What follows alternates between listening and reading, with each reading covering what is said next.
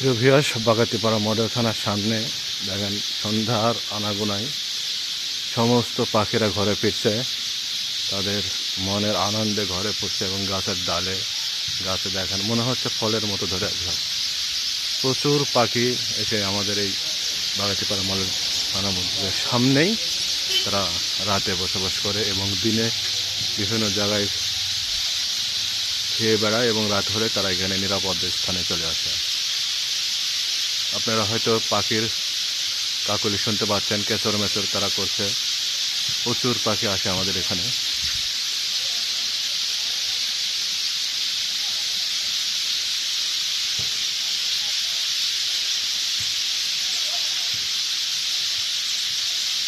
পাখিগুলো দেখেন খুব সুন্দর, তারা এখানে থাকে।